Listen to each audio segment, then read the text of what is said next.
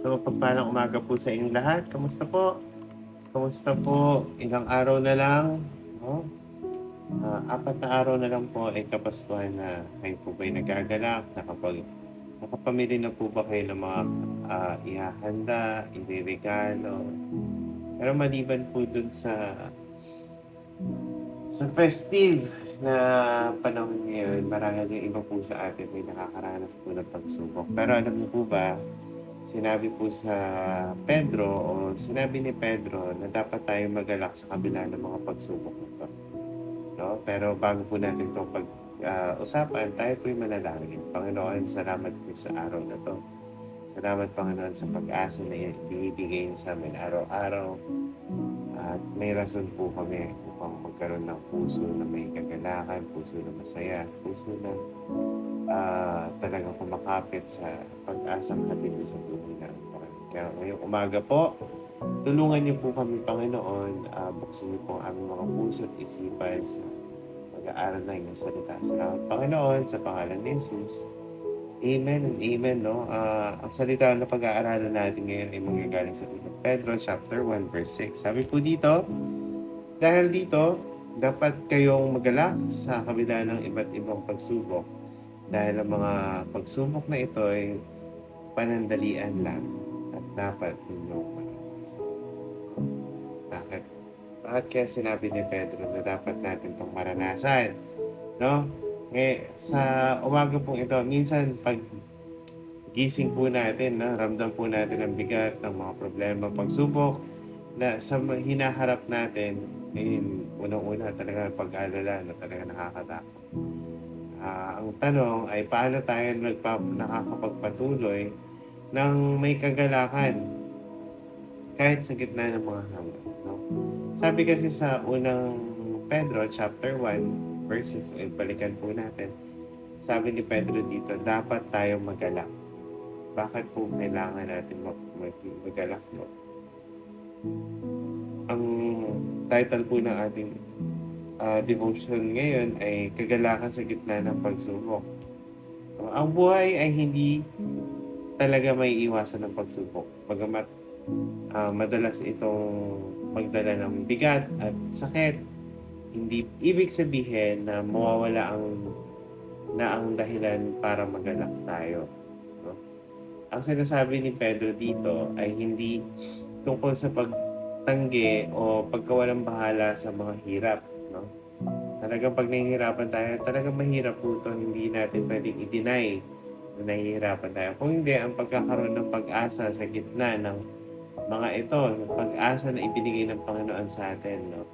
Ang pagsubok na nararanasan natin ay hindi matatagal, panandalian lang ito, no? Hindi magtatagal pero panandalian lang din po ito. Pero kahit minsan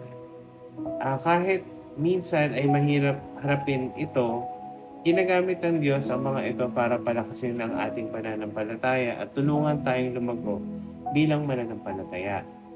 No? Tandaan natin na walang pagsubok na nangyayari ng walang dahilan o layunin. Ang lahat ng ito ay may dahilan, hindi para hubugin, hindi lang para hubugin tayo, o hindi, para ipakita rin ang kaluwalhatian ng Panginoon sa gitna ng mga pagsubok natin sa buhay natin, no? Sa pamamagitan ng mga hamon, ipinapamalas ang kanyang kapangyarihan, katapatan, biyaya sa ating buhay. Kaya kahit may pinagdadaanan, maaari pa rin tayong maggalak. Hindi dahil masaya ang pagsubok, hindi. Dahil alam natin, may magandang bunga, plano, itong maidudulot sa atin, no? Paglago, pagpapatibay ng pananampalataya at mas malalim pang relasyon sa Panginoon. Dahil 'di ba minsan parang ganito sa isang household, may anak, may asawa, may mag-asawa, may anak, may nanay, may tatay, may anak, 'di ba? Madalas ang pinaka-protective po talaga diyan ay ang nanay.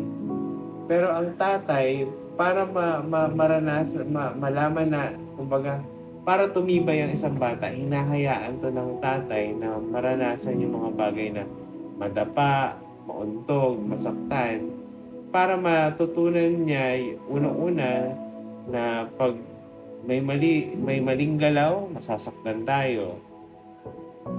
Pero dahil po dun sa mga nangyari yun, tumitibay din yung loob o yung katawan ng bata, di ba? Ganun din dito.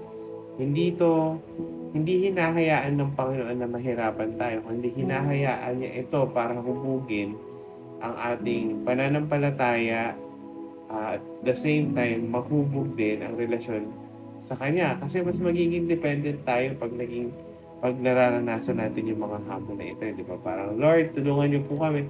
Mas mapapadalas yung ganun natin. Kasi umaasa tayo sa Kanyang kapangyarihan. No? Okay. May mga katanungan lang po ako ngayon. May katanungan po ako na pwede natin pagbulay-bulayin siguro ngayong umagang ito. Ito po. Ano mga pagsubok na hinaharap mo ngayon? At paano mo makikita ang kamay ng Diyos sa gitna ng mga ito? Tandaan po natin, ang sabi ng Apostol Pedro, na magalak tayo, no, sa gitna ng mga pagsubok. Pero ano po ba yung mga pagsubok sa buhay nyo ngayon na kailangan nating ilapit sa Panginoon? Okay po? No? Paalala po, sa bawat umaga, simulan ang araw na may pasasalamat at pananampalataya. Ang Diyos ay tapat at hindi kanya pababayaan sa gitna ng mga pinagdadaanan mo ngayon. Kaya ang pag-asa po talaga ay nasa Panginoon. No?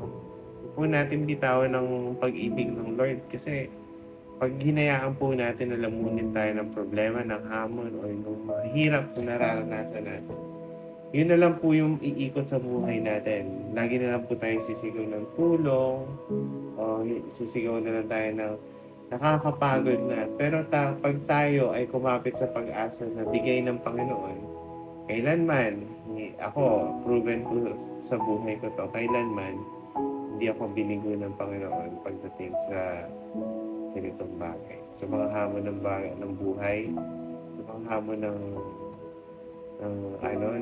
araw, ilapit natin ito sa Panginoon. Okay po? Sige po, tayo po ay manalangin. Panginoon, maraming salamat po sa umagang ito. Salamat dahil sa gitna ng mga pagsubok na ito, may dahilan pa rin po kami magalak. Pero Panginoon, turuan niyo po kami na magtiwala sa inyo at makita ang iyong layunin sa bawat hamon ng buhay. Kaya Panginoon, samahan niyo kami sa aming paglalakad araw-araw. Protektahan niyo po kami.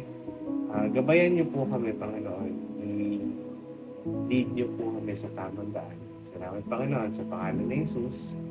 Amen and amen. Maraming salamat po sa pakikinig. Kita-kita po tayo mamayang gabi. God bless you po.